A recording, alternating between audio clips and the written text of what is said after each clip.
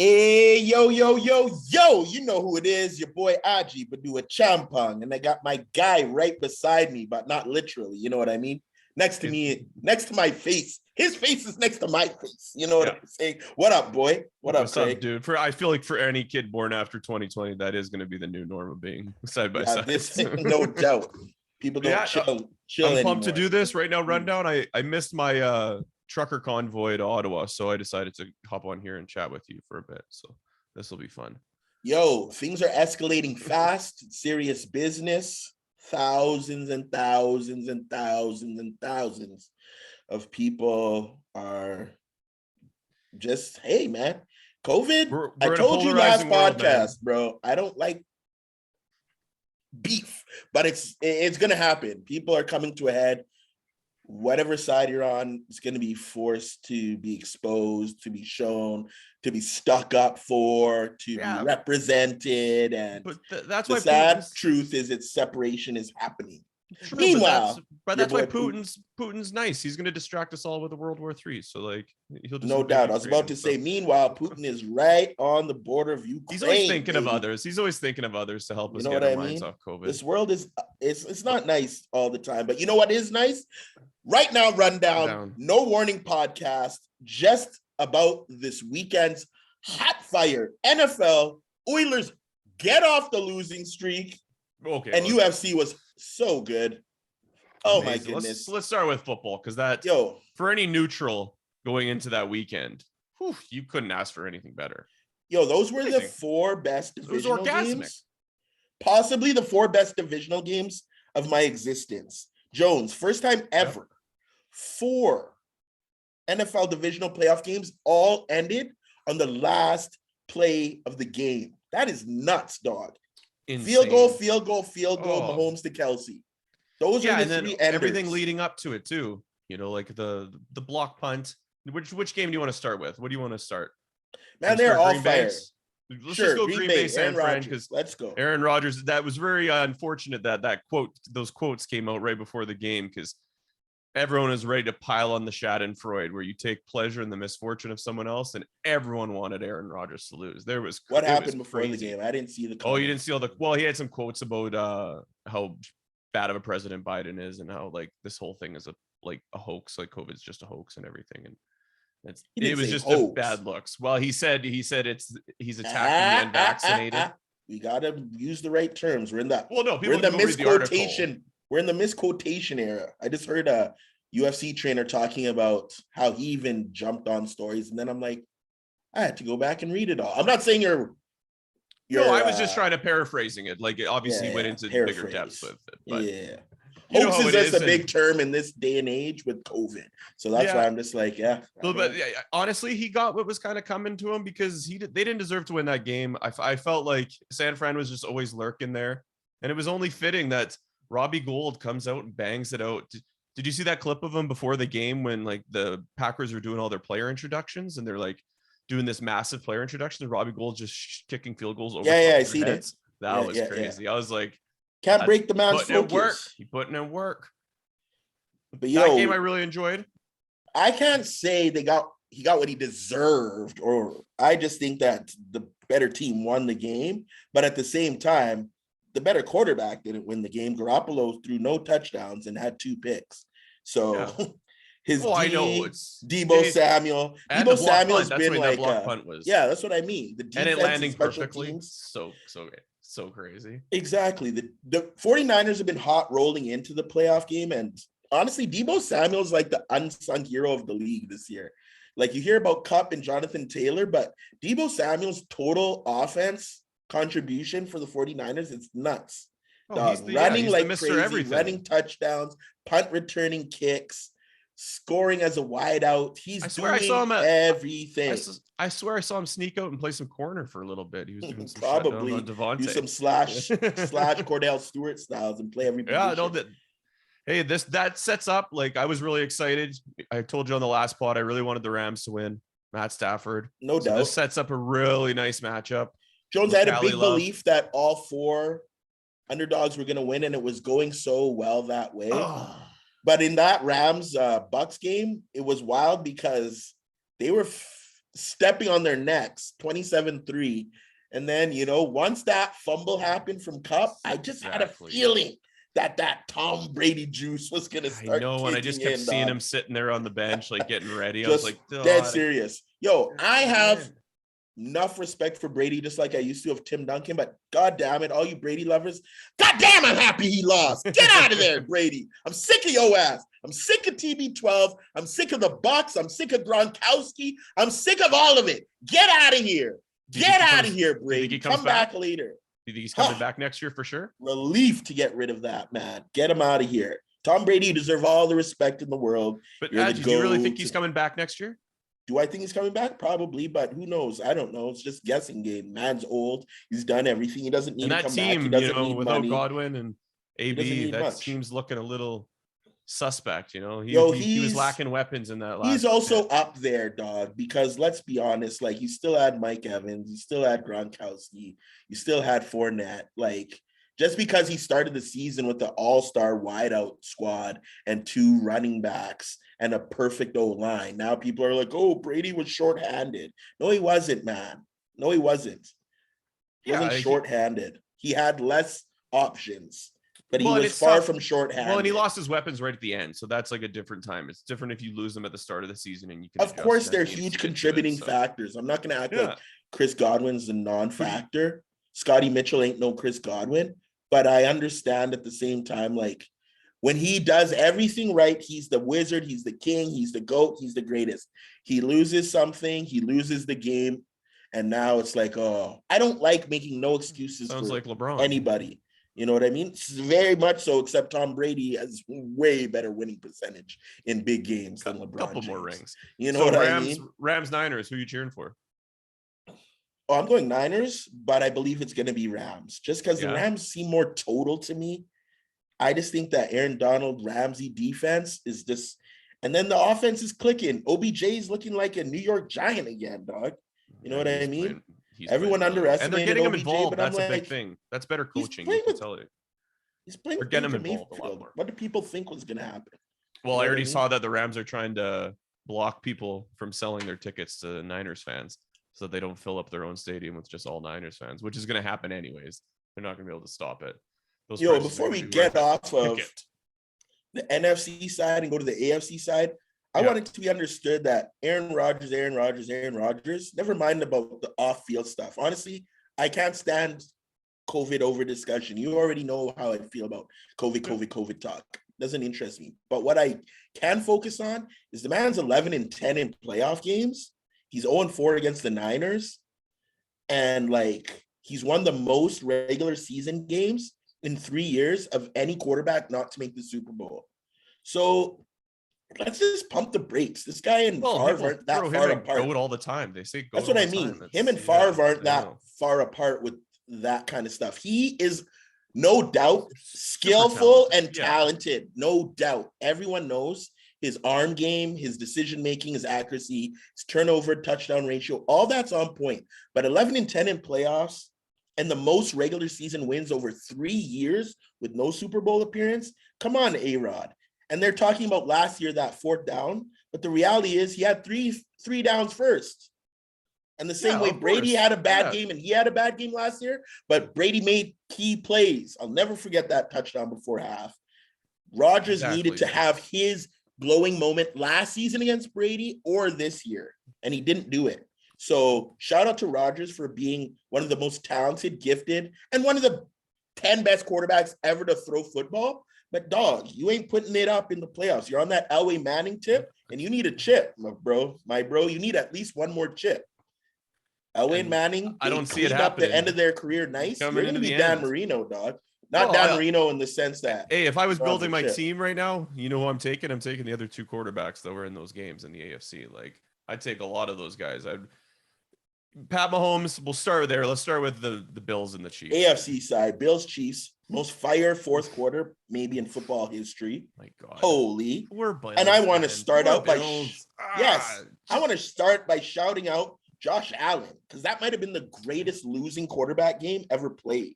Greatest. Unbelievable. The man was clutch. That 4th and 4 where he pump faking, then he ran for it. Gabriel Davis is looking like Jerry Rice out there. I know. Come 4 tutties. on. Come on. I really needed Buffalo's defense to help. Mahomes comes out there and throws for 188 yards in the last 2 minutes. Insanity. That's what I mean. After the last 2 minutes, including yeah, OT. but Sorry. I can't. That's just where everyone's going to get into like that they need to switch up the overtime rule. But it is one of those things where it's like you have to rely on your defense too. Like you guys get 100%. stops. Like, and Josh Allen said it himself. So yeah, no, we're not switching the rules because you lost. You know on the I mean? prevent defense, they didn't want to kick the ball to Tyreek Hill. There were so many questionable decisions that they're going to be haunting themselves. Like they're going to be looking back. Tyreek Hill's throwing up deuces. Do you know how demoralizing it is for someone to run past you for a touchdown and give you the peace sign as he road runners past your ass? Shout out to Tyreek Hill. And you can't even hit him at the end or else you'll get the 15-yard penalty if you deck him in the end zone, right? So you just so badly want to. And big up Kelsey, dog. Big players play big in big games. He gets the big play to get them up the field to score the field goal, and then he gets the game-winning touchdown. Just like he did against the Rams in overtime. So, come on, defenses. Am I the only fool out here who doesn't know 87 is like a first priority when the game's on the line? It's wild, dog. Yeah. But being from Edmonton, and I'm a fan of tortured fan bases. So the Bills didn't win, but at least the Bengals did.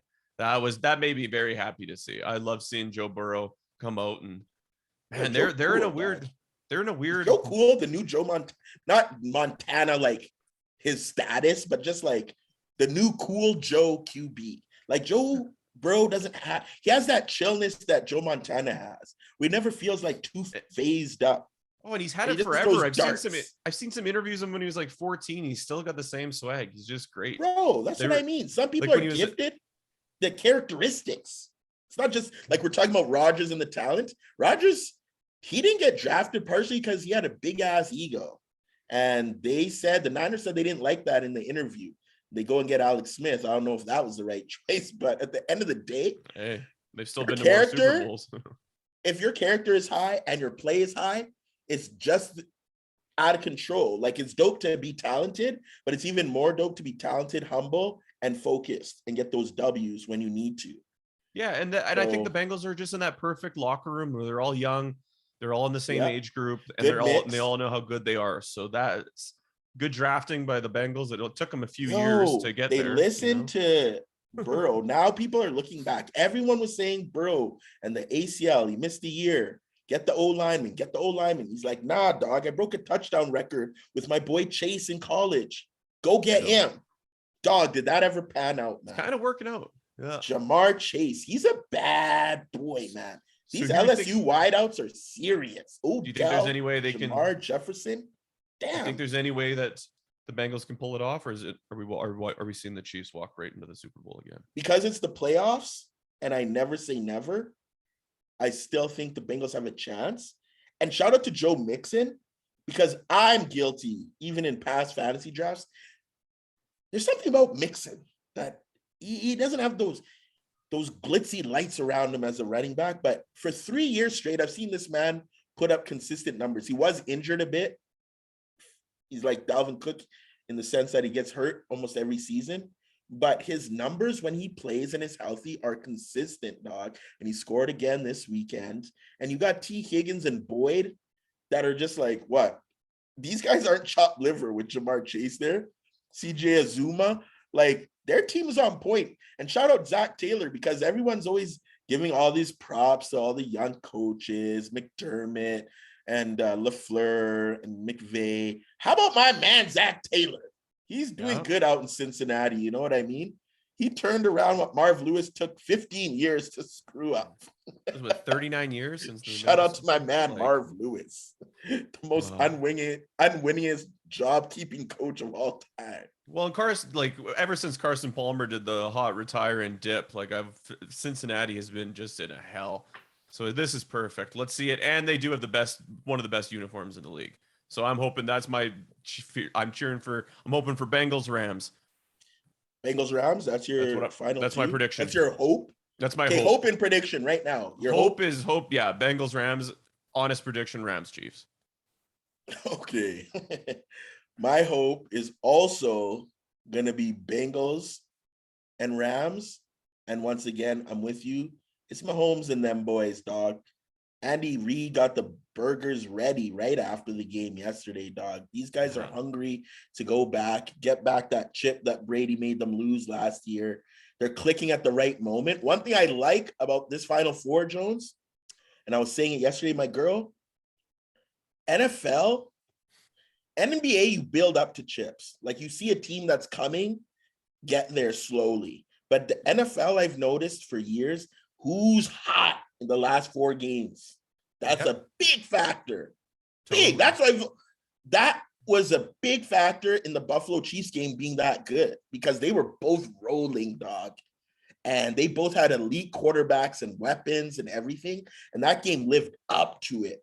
But the Niners, they came in beating the Rams. They've been rolling hot and they did it, dog. And they did it with that Shanahan run, play calling special teams. Because we know Jimmy G, dog. They drafted Lance because they knew Jimmy G wasn't that dude. Yeah, well, he's still clearly he's not good enough. No, but he's gluing it together, dog. He's gluing the pieces. 2 interceptions, no touchdowns. Pump the brakes on the too much Jimmy G credit, okay? But hey, that's good coaching too. It is putting him in the best Shanahan, position to succeed. Shanahan's a real dude. And that's man. all you no can doubt. do when you're in that situation because you can't be loaded up in every position. Shanahan's but overall, I'm excited for it. Yes, sir. You know what else I got to enjoy this weekend? You know I'm not the biggest fight fan, and you're a bigger fight fan than I am. But I bent the knee, and I just wanted to see Ngannou fight. I wanted to see it was his last fight. Francis. Hey. Yo, I'm in the midst of the African Cup. Meanwhile, I get to see Cameroon. Well, I'll give a little African Cup taste at the end of the show. But Cameroon had a big win today. And they had a big win on Saturday night when their boy, the heavyweight champ of UFC, certified his name. By not the best fight. I was so hyped on it because the backstory on him is so crazy, man. That he was homeless and the coach found him, started training him, insane. And then Cyril Gahn was getting trained by the same coach in France. No doubt. The Ferdinand Lopez, and then Ferdinand Lopez, man, did some little bit of funny business. But now this is Dana White's worst nightmare. Because now his contract's done. He's the heavyweight champ. Now he has all the leverage. So it's like, Joe, is he going to come back the term White Don King about Dana White? He solidified that this weekend. Like, I understand Dana White is kind of a cheapskate. He doesn't want to pay properly and respectfully. That's why you call him the White Don King. Do you know how much you got paid for that fight? Do you know how much Ngannou got? $600K, and Gahn got $500K. And see, these are like, it's a lot of money in relative terms, real people but like not us. In sports terms, yeah. Give me $600K. Understand, but this is the heavyweight champion of the biggest fighting organization in the world, and he's getting $600K. And I know, like, you can make your jokes about how much Jake Paul actually got pulled down on those fights, but it was sure as hell a lot more than $600K. Of course, so 100%. So then, but I'm always just like, so what's the solution here? And is it like? Is it Nurmagomedov? Like, is it Khabib having issues with fighters who don't suck his number, and B, who aren't big mouths? And unfortunately, your best fighters are actually, guess what? Just fighters. Assassins. Kamaru beat up big mouth Colby Covington and Masvidal. Sorry, Kamaru. He laid out the whole division, including Cyril Gahn, who everyone was so hyped. I can't believe Gahn was the favorite. That's ridiculous, man. What Ngannou has done to the game, just clean clocking everyone. Cyril Gahn always so athletic. He's this big athlete. He's so good on his feet. But what is his resume? He hasn't beat up 12 UFC guys. Why are they just too? Like, you know what I mean? He did look a little shaky when he came out with those little sleeves on his knees. I was kind of like, oh, he's got the Brett Favre, Francis Ngannou. Yeah, he came out. He had like the sleeves on his legs. I was just like, ooh, he's looking a little. But you know what's crazy about that? He didn't even have to use his KO. He literally won the fight up on the ground because he has evolved so much as a fighter. Total package ground game. He dominated, dog. The fact that he got a ground game going, and we know he has the biggest bazooka in UFC, like, who's gonna stop him then? And imagine having him on top of you. Imagine how tiring that'd be. I just feel like, oh my God. Exactly what I was thinking when I saw Gahn on the ground. I get tired when a weighted blanket is on me, let alone if this grown man is trying to kill me. So Yo, and you know me, dog. I'm always gonna rep for the Africans, especially an African who has such a good story. And not even just that, I saw Ngannou post-fight presser and like dog came with the sick three-piece suit, spoke so well and eloquent, articulate. He's humble, he's chill. He knows it's not Now I just want to see what about he does. No, he can walk away with that belt. He can just take that Tyson anywhere Fury's now. like, come get that check. Yeah. And the Gypsy King, he's beat. Hey, let's be honest, Gypsy King, if Joshua doesn't want to fight, which he's been dodging Gypsy King for years, he already beat up Wilder 2.5 times. So there's not really much left except go grip some more bread. And what's the biggest bread winning fight? Ngannou versus Tyson Fury. And I don't even like Hilarious. those things, you guys. No, You because know the me, Jones. crossover I is so hard. love The crossover is pure. so hard. Yeah, exactly. But you know, I love the purity of true boxing. But this one would be one that would interest me because it's not so as extreme corny as the Jake Paul stuff. Yeah, Jake yeah. These are Paul, two man, literally champions. you They're know what I both mean? heavyweight Straight champions. up. It'd be like a And unifying bout, you know? What's and a MMA 6'8" versus boxing? Fury was fighting a 6'2", like 40, 50 pounds less Wilder. Wilder. Yeah. Ngannou is a heavy man, heavy punch, same Thick. closer to the same size. Of course, Tyson Fury is a trained boxer and he probably like dance and pick him apart, let's be honest. But if Ngannou gets that one, like how Wilder, and I'm not going to underestimate that. Ngannou can be trained to move better than Wilder. Wilder's feet ain't all that. You know what I mean? He was No, the of course bronze not. bomber, KOing people for a lot of fights, but when he had to fight a very skilled big man, he honestly got top boxing. He had one good fight out of the three, I would say, Wilder. The last one where he stood up like a champ and kept getting KO'd and giving KOs, that was amazing. And I will never disrespect a man who can stand in there in a heavyweight fight because we don't even know what it's like to take that kind of a punch. But Fury was outclassing him in those fights. And other than Joshua, who's a chicken to me, because he could have fought all these guys and he's getting KO'd by short, fat Mexican Chris Ruiz and shit. And then my man Povetkin on that man's name. And then Povetkin beat him too. So he's not all that. So no, the tides let's see changing. the Fury.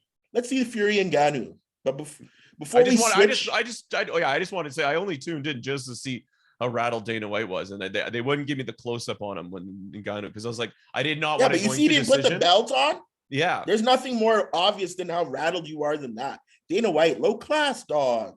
You're the president CEO. I was just terrified that it was going to go when it was going to decision because I'm like, they're going to fucking do it. They're going to rob them. They're just going to do it. I was like, you guys are so greasy.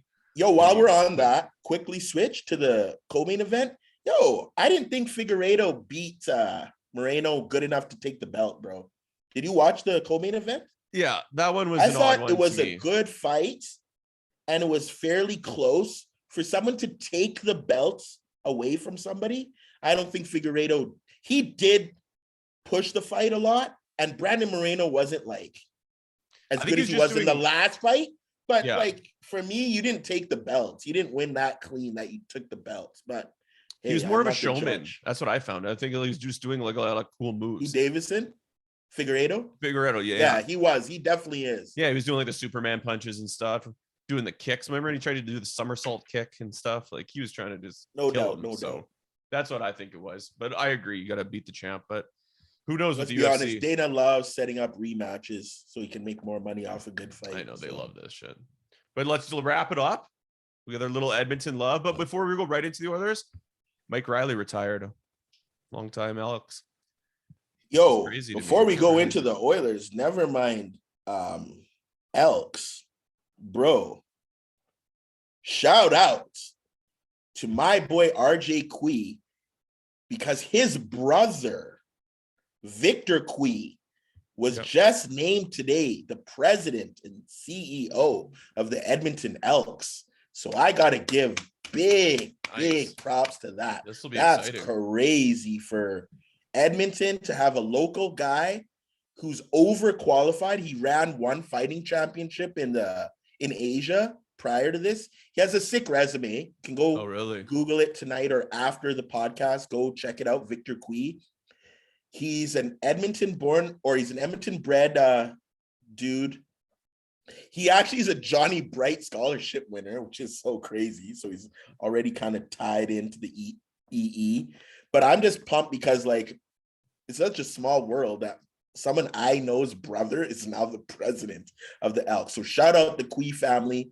Big up to their parents. Proud of Well, when two you get those sick box boys. seats, you better be bringing me. Let's go, baby. Hey, me and RJ, like that. I ain't gonna come on here and put kidding. RJ on blast. You know what I mean? But I'm just proud for that's his awesome, family, put on because for our that's a city big too. thing. Put on And for shout our out the city. Filipino people, Pinoy, because it's a Filipino man, and that's a big deal. We're in Canada, CFL, major organization like the Edmonton Elks is putting on a minority guy. They already did with Ed Hervey, but it's very interesting and very like exciting to see how things are changing in society. Because it's a real juxtaposition to have some progress and you kind of thinking outside the box when our hockey team is just 20. I saw the panel, it's 20 white men is our thing, and they're all over 50, and this is our organization as Oilers. This is why we're in that situation, because they won't go that route, Adji. They won't think outside the box and try to bring in somebody new and young and something different. It's just gonna be the same recycled thing. Exactly. All good the for of, yeah. Good for the EE for thinking forward, because there's a lot of old, washed up fogies out there who are still like, Eskimos, I'm still waiting for you to turn it back to the Eskimos. Man, shut up, man. No one want to hear your tired ass stories. Well, they just keep recycling over. the same guys that get fired from other organizations. It's just like this incestuous relationship that goes ridiculous. on in the CFL. So once I heard Wally Buono was involved, I got scared too. Like, get out of here. Wally's involved. God damn. Hey, but he had a hand in the right decision, so it's all. I know. But like I was saying, I just think that that's like a real juxtaposition to what's going on with the Oilers. Because man, this is insane. Yes. I'm 700% agree. I'm not putting that jersey on until they have to really turn this around, dude. And there's not a way they can do it right now. Like, pause. Real Edmontonian moment. See on my wall there, people. Right in the middle. So we got to represent. We represent Oilers in Edmonton, the folks. I don't just say that on the podcast. Yo, the Oilers finally got off the Snide Jones. Only their third win in 15 games. But honestly, since I was December 18th, Adji. Since December 18th. Bro, it's over a month since they had won a game. That's what I mean. But I was looking at this sad movie and chain of events, because I'm like, okay, we were up 2 goals to Ottawa after that long layoff, and we found a way to lose at home. Then we're like, Panthers, we've been waiting a week to get the revenge for the Ottawa game. We come out flying in the first period. We dominate. We can't score. And then we lose 6-0. Bobrovsky shuts the door hard, 40 saves. Yeah. But thank God on Saturday night, hockey night in Canada, horrible losing streak, playing the Flames at home. I'm like, if anything is a freaking backbreaker, it would be losing that game. So thank God they snuck out the victory. Do you think they would have actually fired Tippett if they lost that game? I don't know, because I think that Ken Holland is as real as he says he is when he's not trying to fire dude till the end of the year, but he's not putting it out of the options. We're just going to waste another year of McDavid. Try like any other organization, any other organization would have fired him. Vegas fired Gallant and stuff halfway, like when they're in a they went to the Stanley I'm not saying we should keep Tippett. I'm not a big Tippett guy. To me, it's like what you said about how we keep regenerating the old bullshit. And like, what's the difference from Tippett and Todd McLennan in the sense that an amazing regular season NHL coach who never did it in the playoffs? And Todd McLennan's still coaching the Kings. He's going to be all right, but he ain't going to get the cups. The Kings already won. He didn't get the Sharks the cups. Tippett didn't get the Stars the cups. Or Phoenix, and they did good at all their stops. But there's a very clear thing in sports that I'm seeing where there's some coaches and players who are regular season people, man. I'm still waiting for my man DeRozan to prove this MVP year, what he does in the playoffs, because he's another one in basketball to me. Killer player, but he doesn't have that playoff touch, man. I want to see it. And I think we should have fired Tippett. I agree with you. Well, I think there should be needs a shakeup. But Jones, the biggest problem is goalie. You know it, and I know it. Let's call it. I haven't heard that for the last 5 years. Like it's just like that. Is that new? It's just like, actually, to me, it's just the way I look at it is we all knew what's going on, especially being in Edmonton. Like the amount of local media attention that gets put on this team, where it's just we know the holes and they have never been addressed. they just continuously every single year we're just like, well, let's just stick with a 43-year-old goalie. This is great. You know, it's That's like, why it's it was amazing. funny about the Evander Kane thing, because it became such a tumultuous conversation. But it's like, we don't need top 6 forward as bad as we need a goalie. We even need defensemen. We need a defenseman even more than we need a top 6 forward. But at the end of the day, and you got to be willing to make a big move. Like if they have to trade Nuge to get a top goalie, you do that. Like they have to, like you have to pull the trigger on something. Jones, Ryan Nugent-Hopkins, as you know, is my guy. And I stood up for him for years. And I even stood up for him to get re-signed. But the truth of the matter is, my feelings have been removed and my reality has been put in place. And the truth of the matter is, Tyson Barrie, Ryan Nugent-Hopkins, and maybe even something. And you're going to have to take back salary, which maybe is a big goalie contract if someone's willing. Like a team with a good goalie that's losing, who needs some players and has a goalie coming up in the pipe or in the like Boston's been talks, like that's in the pipeline. Yeah, that's what we need, bro. We need to get two very, very good NHL players that are like, that's more mouthwater. We're not going to package Cassian and Koskinen and some kids. We're not going to get at the bit for you know that. what I mean? Maybe they'll take Duncan Keith with his full salary. Maybe You they'll know what I take that. mean? So like, if we're going to make the deal, that's what Holland did. Never mind. Sorry, I just keep mixing it up. Doubt. But I know Cates is that. Sorry, Sorry, I was just saying. I know Cates is dealing with medical issues and everything, but I wish that I wanted to see them all fired. Like I was secretly hoping like they would lose to Calgary, lose to Van, and then Nicholson would be gone, Holland would be gone, Tippett gone. Fire them all. Let's just go. Because that's honestly the real truth to how we're going to have a change. We can't have the old boy continuation. And I think everyone in Edmonton knows it at this point. We said it before with Lowe, and then he went to the entertainment side as if that doesn't really mean he's still in the organization.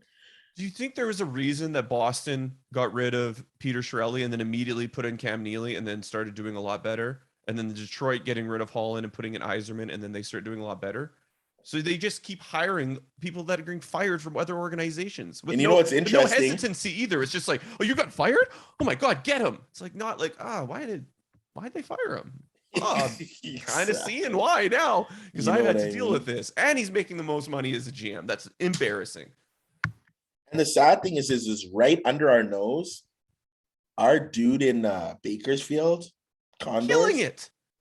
Yo, that might be the coach, dog. He's sitting there waiting to just get moved up. We don't even have to go outside of the organization. But in typical Oiler fashion, the rumor I keep hearing is that like Gullickson or whatever. Oh, yeah. The assistant coach who got fired from Calgary. Yeah, bring him on. Jim Playfair, another assistant that was let go from Calgary. How did these Calgary assistants end up here? I heard people saying question. Babcock. Like, and Ken Holland will bring Babcock. Oh, in a heartbeat. And it will be scary because he's Hitchcock 2.0, and it's not working in this generation. No, you can't do it in this. Yeah, it's not. Do not, please anymore. Don't exactly. I was like, oh, actually, imagine they're like, actually, yeah, we're gonna bring Mike Keenan back. Actually, like, that would be Oilers thing to do. That would be a old boys type of idea. Bring him back. Bring him back he's in the K actually. Yeah, bring him back from the KHL. Let him run the Oilers. But I'll try to stay positive, dude. It's just like that whole interview with Jim Matheson and Leon Draisaitl. It was just such a bad look. Like it went viral since the pissy shit happened. Oh my God. Yo, what is your take? There's the arguments that majority people have that Jim Matheson obviously was pushing for a beef because he's like, yeah, you are. You're being pissy. That's instantly like, that's how you talk to your kids. So he was definitely trying to overpress. But what do you think of the people who think like, oh, the players are too soft type of situation? I think it's twofold. One, I hate those pressers because you never get any good sound bits of it. It's like you're not getting anyone being open and honest because they can't be, because they take one thing and it'll be misconstrued to be, and then it'll run wild in our local media. Mm-hmm. Two, everyone needs to get off Jim Matheson. Okay, it's just like, oh, he's a Hockey Hall of Fame writer. It's just like, yeah, he's done good at his job, but he also got to have the '80s Oilers and everything, and I'm pretty sure if things were going tough, he wouldn't ask Messier if he were being pissy. It was just like, No it was doubt. it was a weird interaction. It's awful by the Oilers PR people too, to let him get another question after that. This guy just called your player pissy and you're going to let him get another question after that. It's like, no, you're cut All off. part of the bad No. Oilers management Get group, him. dog. Yeah, exactly. Down to the PR people. Just how when they put McDavid in that awful position to answer those Vander Kane questions when it wasn't even he's not even on the team yet, but he has to be the one to answer these questions. He's a kid. He's not a kid. He's the most well-paid player in the league, and I'm not giving him that pass. But fair enough if you don't think. I don't have a problem with the Vander Kane stuff. That's where me and you are differing because the rumor's too heavy and too hot. I know, but you he's can't not on the like team. deny that. He's not on the team. Yeah, so but what why doesn't he ask him how does he feel about China though? Why doesn't he ask him how he feels about China? It's like the same thing. Oh, no, but I'm saying you're asking him to talk about an issue that's very he has big. talked about the Olympics. That is a question that was asked. Yeah, but I'm saying like for the human rights violations. But we're talking about your team. This didn't get off of his team. Why are you bringing in something that's not hockey related as a comparison? I know, but Evander Kane's not on the team. He's a hockey player they're trying to get on the team. That's not comparable to political issues. Rumors have it that they were trying to get. Yeah, but political issues aren't the same as hockey. Okay, fair enough. I'm just saying that it was a hard position for him to be put in. Plus, there's articles flying around that he was giving the okay. So don't you want him to speak for himself instead of everyone hearing that he gave the okay? He was asked, he gave the okay. So someone's like, let me ask him if fair he gave enough. the okay. I just feel please like don't call the man a kid. Yeah. Well, unfortunately, he's 6 or 7 years deep, and we're dreaming about him still being a rookie, so we don't waste these years. Well, Connor's a man, and he's about to dip if we don't have some success, man. Well, I was gonna say I want to do the side by side of like when Obama came into office, and then when he left, and then McDavid when he came to Edmonton when he left. This guy's gonna be the pimply teenager. Yeah. No, he's gonna be having gray hair and stuff. He's gonna be tortured by this playing here for his whole contract. Bro, hopefully we pull it out. This was fun. Right now, rundown. Quick. Check it out. We're gonna catch together soon. Follow us. Y'all know. I'm gonna fire this up on YouTube right away.